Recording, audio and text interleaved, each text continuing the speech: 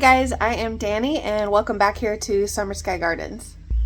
For anyone who's new here, I own a flower farm in Splendora, Texas, which is right northeast of Houston. So it's zone 9B, South Texas, hot and humid, especially right now in August. And we grow flowers here, main focus being agritourism. And on my channel, I like to share about our farm and growing flowers and gardening and pollinators and all those kinds of things, with a special interest in helping those of us that are in a hot climate. Now, a little bit ago, we had a hurricane come through, and while it was not a super strong hurricane, it was pretty fast and furious and created a lot of wind damage, and I had damage around my farm with regards to a lot of trees and limbs being broken and fallen over. So finally been able to start cleaning up because it finally stopped raining after the hurricane. I had a field that flooded again, so I figured I would show you guys how things are coming along now and kind of give you an update on what's going on, how things look, and plans for the next couple of months. So first thing I figured I'd show you in case you need to do this too. So these are all of my seed starting trays, and I clean these once a year, which I found has been totally fine. And I just let them sit in this bleach water concoction for at least like an hour, maybe longer. It helps get rid of bacteria, clean off some of the dirt. It's not going to make them perfectly clean, but it does the job. So, maybe pick a time that you're a little bit slower and you have some extra time to clean up your seed starting supplies. I start a lot of seeds, and doing this, like I said, once a year has been fine. Another thing that I am working on right now is trellising my mums. So these are all the different varieties that I'm growing, and I finally had time to come in and add in the netting because these will get super tall in the fall and are prone to falling over, especially if it rains or gets windy. And this is kind of like my temporary area where I'm growing them in these grow bags. This worked fine for me the last couple of years, so I figure I'm going to continue doing this for the moment until I figure out like a permanent spot for them. One other thing that I'm also a part of this year, which is exciting, is I am trialing a couple of new varieties for Harmony Harvest. So one of them is called Grape Glow, and that is these three. And then the other one is called First Light, which is these three. And these are two varieties that are not common. There is not a lot of known information about them. So Harmony asked for volunteers to grow these out, and they selected a handful of growers around the country, one of whom is me, to trial these out and get a lot of information on how they grow over the season. So yeah, we'll be excited to see how these do. So let me walk around here to the front. As far as damage goes, had a lot of branches fallen over here that I cleaned up, and we are starting to make a burn pile. Had my tree guy have to come in and cut some dead branches off of this tree. And then I had a really big oak tree right here that had pretty much split down the middle, and part of it had fallen, so I got them to just cut the rest out. And then this is the big sucker that fell. I had removed two big oak trees here in the front that were diseased this past, I think I did it in the fall. And then I had one here that it was right here, and it ended up falling onto the power line with the hurricane. So that had to be fixed and replaced by the electricity company. It was a huge tree. I'll show you a shot here in a sec of how it looked, but my tree guys came in. They've been cutting it apart and moving it for me, but you can see that's the root base, how big it is. All right, so let's come closer. So this is the big hole it was in. Here is the big root system. It was a huge tree and it had fallen all up in here.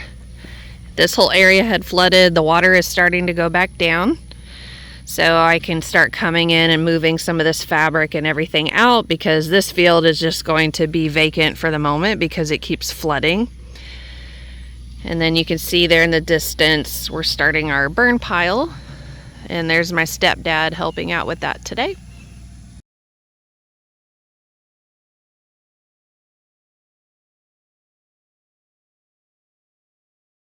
So here is the burn pile that we've been needing to get going for a while now, and it's finally stopped raining enough to dry out a bit to get this started. So here are my flower beds that look like crap because it's the heat of the summer. Things are pretty much fried and done. I haven't been able to take really good care of them the last few weeks because of the hurricane and the rain and going on vacation, but that's fine. I didn't really bank on that. And a lot of stuff is going to get replanted for the fall here shortly. You can see there's a crap ton of weeds. And I'm just kind of letting it go for the moment because it's not super urgent right the second that I get all of these fields fixed up. I need to get my U-pick field up and running for the main part. Here I've got some floret celosia looking good. Gladiolas might be too hot. A lot of them are fried. Oh, feathers from a bird. Maybe a dead bird. Who knows? I have foxes. Here's some more floret celosia.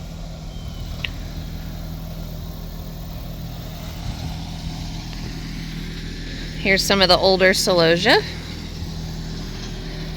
That's kind of all that's growing right now. I have celosia, little mahogany hibiscus, basil over here, but everything else, the lisianthus, I think are finally petering out. Most other stuff is done and eventually needs to be ripped out and cleaned up in order to replant for the fall. All right, another thing that I am working on is cleaning out my cooler. I turned it off about a month ago just because I really didn't need it anymore. And this is a good opportunity, especially in the heat of summer. You know, I don't need it to be running because the flowers that I'm harvesting in the summer don't really need to go in the cooler like the cool flowers, as well as it's ridiculously hot. So anytime I can save on running an air conditioner, especially this cold, why not? But let me turn this around and show you. So yeah, we had gotten this built up and running in February and it has been totally fine. I mean, it's done great. I will say I've gotten some mold on the door around where some of the condensation had built up.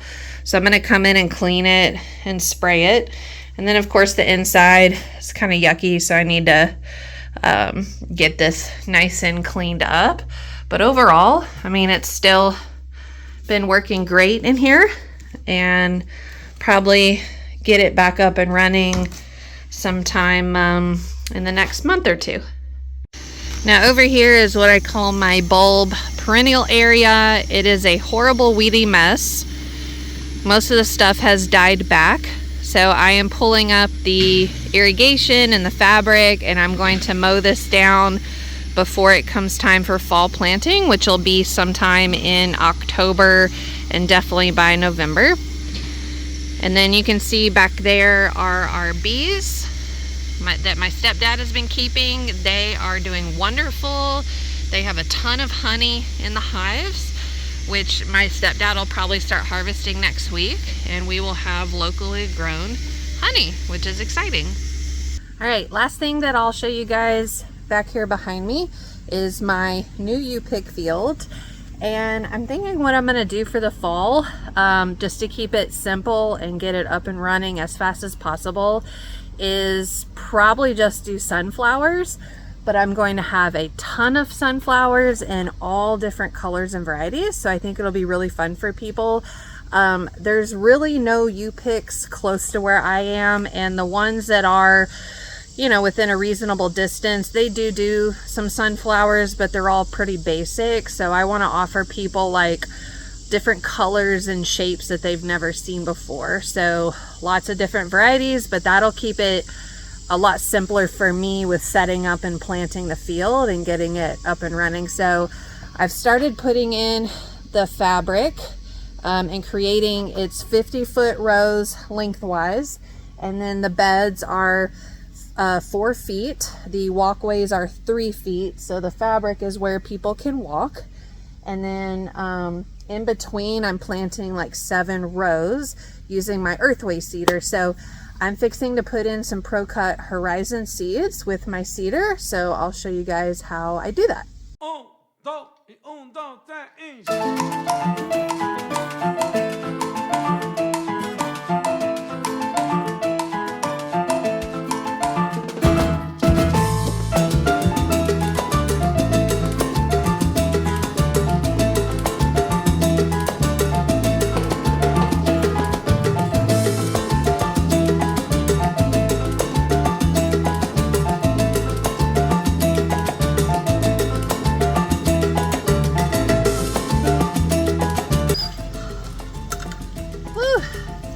Butt workout.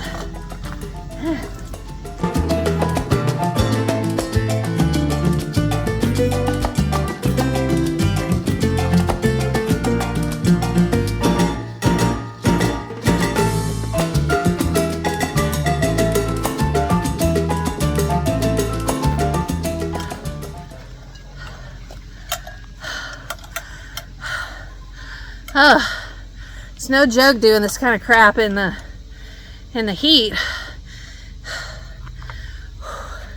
Heat index in the hundreds with the humidity. But I don't do anything in the afternoons. That's where I draw the line. At lunchtime, I'm done. If you have questions on how to use an earthway seeder, comment below and I'll answer them. I don't want to do a video on using an earthway because I'm sure there's other videos out there. Basically, the only thing I've used this for has been sunflowers, and it has worked great. It gets it done so fast. You can see this little compartment. You just dump the seeds in here. And I use the corn plate. And for single stem, I just put the plate in and let it go. And then if it's branching, I will cover up 2 of the holes. So it'll spread the branching a little bit further apart, which is what you want since they're putting out more stems. Single stem sunflowers, you want to do about 6 inches. So this puts them out about 4 to 6 inches. And when I've done that, like I'll get a few small ones, but most of them are like the perfect size for bouquets and completely fine and perfect for a U-pick field. So I'm trying to do, you know, couple of thousand sunflowers every week for like the next probably like month and a half, and then that'll get me through Thanksgiving, and that's probably when I'll close the U-pick down. And then what I'm also going to do is in my other production fields, I will plant other flowers like zinnias, amaranth, celosia, gomphrena for the fall. Not the whole area because that's a lot, but probably like half of it. So people can come to the U-pick here, get sunflowers, and then if they want, they can come over there and get other flowers. And that way it kind of moves people around the farm, gets them outside when the weather gets a little bit nicer and, you know, a little bit more of an experience. I'm also planning to have like maybe some music sometimes. I have these cute little butterfly chairs people can sit in and take pictures. Of course, I painted the butterfly mural on my shed over there, so I just figure people can kind of go wherever and take pictures, and maybe even do like some specialized photography sessions. And that's kind of the plan for the next few months, to kind of get me through the rest of the fall season, is, you know, doing the U-pick and then also using these flowers to sell to florists and any kind of like custom arrangements people need. I'll also have my mums be popping up, so I'll be selling those. And then probably about October, I will be prepping and planting a brand new wildflower area, because the wildflowers were here, and they actually did better than I thought they would this past spring after being eaten down by ants. But I'm getting a better handle on ant control this year, and so I just ordered like several pounds of wildflower seed from Wild Seed Farms in Fredericksburg, and I will be planting all that out in October. That will grow over the winter, and then by March it'll all be starting to grow and bloom, and I think that'll be a really nice spot for pictures and for people to just come visit, while I also have like the U-pick field open. I'm going to be doing a spring U-pick as well. So yeah, lots to do over the next few months, and it's only going to get busier. But luckily, as I get busier, the weather will get nicer and it won't feel like I'm dying out here. As you can see, I'm ridiculously sweaty. Not going to sugarcoat it on my channel for you guys. I sweat a ton. It's freaking hot and humid out here. You're not going to see me running around in a flowing dress with my hair all done. Like, I don't have makeup on. My hair's up in a ponytail. But I'm fixing to go take a cold shower. So anyways, I hope you guys enjoyed the updated tour. And I will see y'all in my next video.